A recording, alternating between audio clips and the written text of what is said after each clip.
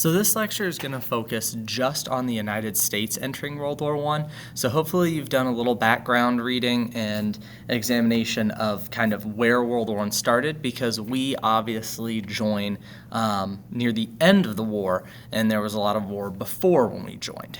But we're going to kind of look at a little bit of like the technology and things, the Western Front, what it was like, but I'm not going to go over the causes. I'm not going to go over the stuff that happened in Europe before we really started getting and joining the war. So I am going to skip this slide. And we're kind of going to look at this real quick, this map, because this is the standing of the war, roughly when the United States joins. The Allied powers over here in this orangish color are pretty much made up at this point of France, the United Kingdom, Russia, and the Italians. For the most part, the Romanians and the Serbians had been knocked out of the war when the United States joins. Russia is on its way out. The Central Powers are pretty much the same: the Ottoman Empire, the Bulgarians, the Austro-Hungarians, and the Germans. The Germans had, during this time period, they had invaded France through Belgium, and they had roughly taken this area. They had roughly taken this area down around here. So most of the fighting is located in Belgium and northern France. There's a little sliver of Belgium that is still held by the Allies. That is where the American troops are going to go. So our troops are going to be poured into France, and they are going to go what we call the Western Front over here. So World War I, this is where you really want to start your notes. World War I is the real first modern war. This is where a lot of inventions that had been used in war before really become weapons that are useful, I guess you could say in your own right. So the machine gun becomes a critical component of World War I. These are not the machine guns that you think of from like Call of Duty. They are giant, like usually 60-pound beasts that have to be dug in. There are some light machine guns, but these things can shoot hundreds of rounds a minute. They just mow down soldiers. Barbed wire becomes a very big piece of the war. So these are the trench lines here. You have the German trenches here on the right. You have the English trenches here on the left. And in front of these would be rows and rows and rows and rows of barbed wire, which would make it so the troops would get hung up on it and the machine guns could obviously shoot them. You have modern artillery that lobs shells miles at some points. Some of these shells are the size of minivans. They carve out huge craters in the ground. Sometimes they'll shoot 1 million artillery shells at each other to begin a battle. Men are buried alive because it's moving so much of the earth around it. Poison gas is developed. The idea of poison gas is that you can burn, suffocate, drown in the air soldiers out of their trenches. What this causes is trench warfare. You have to understand this. World War I is trench warfare because the war was a stalemate. It was so easy to defend your trenches and so costly to attack the other trenches. Really, the only way was to dig in and try and outlast your opponent. Eventually, the new inventions, like especially the tank and the airplane, will be used to break this stalemate and kind of break the war open and get a war of movement going again. So trench warfare, where the United States is. Trench warfare on the Western Front, there's 450 miles of trenches. They're not totally an unbroken line, but for what we're talking about, it's basically a line of trenches. It runs from Belgium all the way to Switzerland. Like we said, defense is easier than offense. The trenches are very hard to attack. You can see that there's multiple rows of trenches that you would have to take, and each one is defended by machine guns, barbed wire, artillery, rifles, everything that you can imagine to make it as difficult as possible to take and assault those trenches. Trench warfare is absolutely brutal. Casualties in World War I are in the millions. They used human wave tactics, essentially. You can see down here, a soldier standing watch in the trenches. The men would go up and over these trenches, and they would just have to charge across no man's land down here and try and take the enemy trench. There's no body armor back then. In the early war, they don't even have helmets. Men are just mowed down by artillery and machine guns. They're standing in water a lot of times, so trench foot up here, where quite literally men's feet are eaten off their legs, is very common. Disease. Trench warfare is not a kind of combat that you want to be in. Just some views of warfare. Obviously, we have the effects of gas, all right, machine gun emplacements, the amount of artillery shells fired in one battle here. These are all the spent shell casings from the guns when they were moved up. You can see they're just throwing materials and men into this war. Obviously, manufacturing is really big. This is an industrialized war. Weapons are made quicker, they're made faster, they're made better, and that allows for this large-scale war that the world really hasn't seen before. So, there's three different groups of people in America during this time period. There are the isolationists. This group wants America, the key piece, to stay out. They say America shouldn't join the war. It's not our business. It's a European war. We need to stay out. We have the interventionists. They want us to side on the side of the Allies. So the Allies are the British, the French, the Belgians, the Serbians, the Russians. They want us to join them, help them defeat the Germans, help them defeat the Austrians and the Ottomans. The last group, and this is the one I really want to focus on, is the internationalists. This is kind of a new group in American history. They agree with the interventionists. So these two groups agree with each other.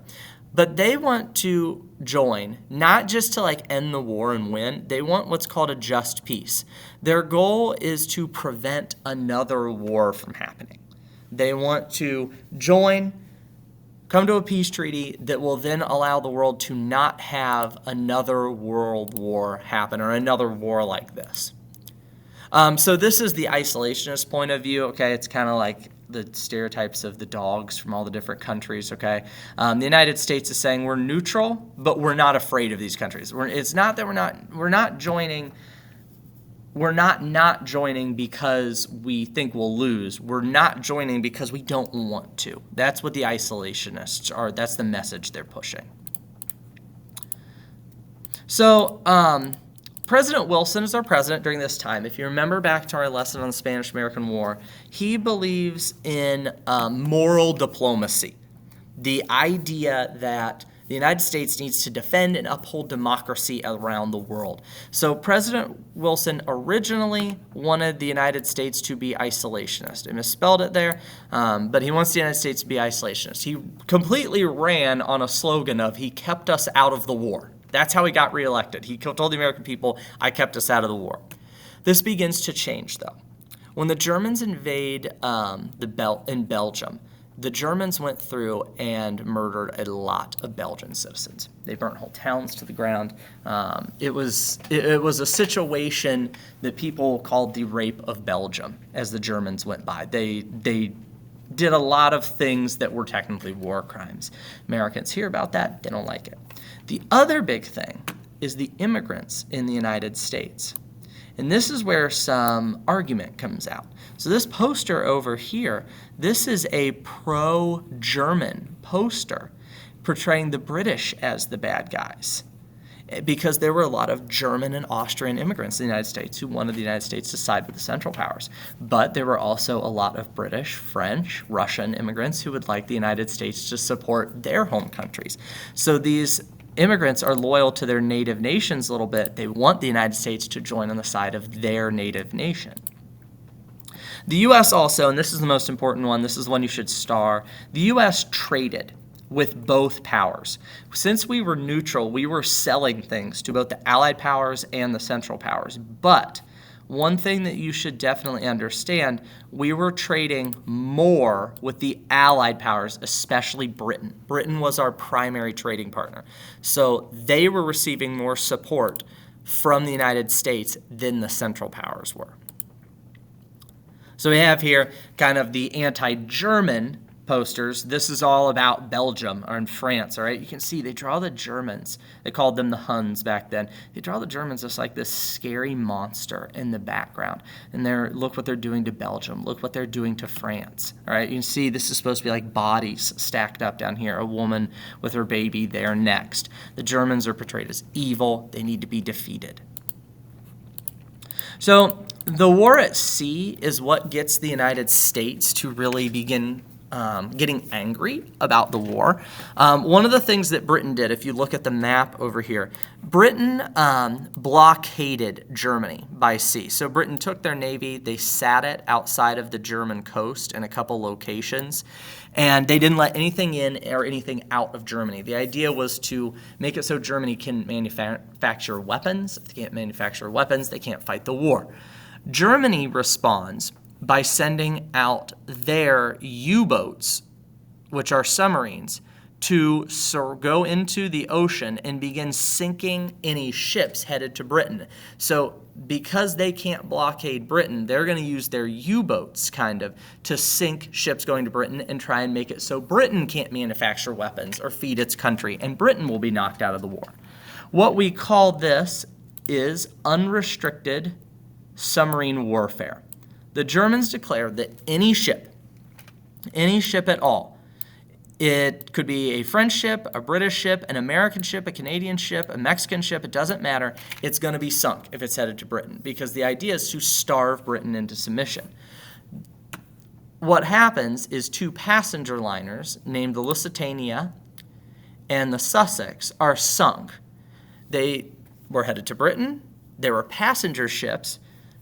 The Germans said they had weapons on them, they sunk them, and Americans are killed on both ships. This isn't enough to bring America into the war by itself, but it's enough to make America mad and have us start leaning towards Great Britain's side. So America began preparing for war even when we weren't in the war. We called this the preparedness movement. This was a movement where the U.S. began to get the necessary supplies for war, talk to corporations about how they could change their factories to produce, war materials. We began actually building up our Navy, building up our weapons. Because believe it or not, the United States actually had one of the smaller militaries on the planet. We did not have that many troops. We were not a modern military.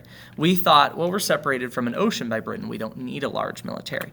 So even by the time 1916 comes around, when Wilson wins re-election, we're getting close to joining the war. We are not prepared. Wilson wins that re-election in 1916 with the phrase, "He kept us out of the war." In 1916, he's still banking on this. The United States is not going to join the war, but we are preparing. You can see here's where all the U-boat attacks happened. Each dot represents a ship sunk, and these could be anything. Some of these are American ships that were sunk, but you can see it's all around the British ports trying to starve Britain into submission.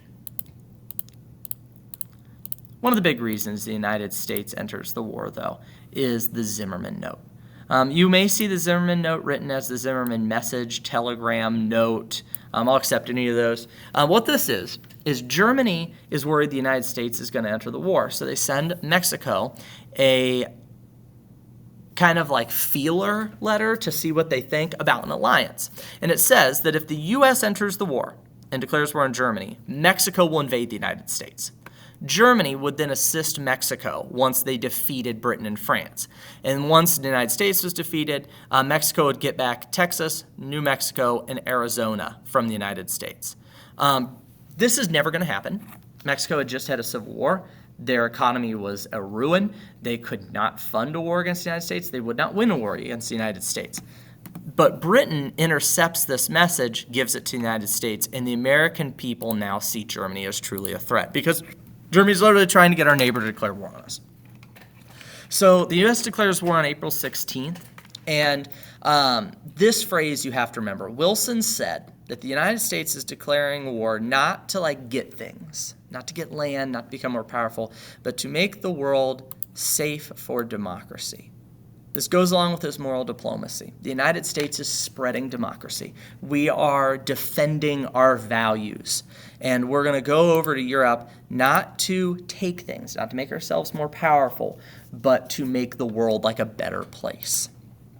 You can see here's the cartoon of the Zimmerman message, okay, or telegram. This made the United States public extremely angry. So you have to, one thing I want you to think about, imagine you're President Wilson. Imagine that this war is raging in Europe. American ships are being sunk. The American public is not actually that big on going to war originally. What do? And then you get the Zimmerman telegram, and now the American public is very angry, and now you have an unprepared army who's not ready to go to war. So if you have any questions, let me know, but hopefully this makes sense of the United States joining the war.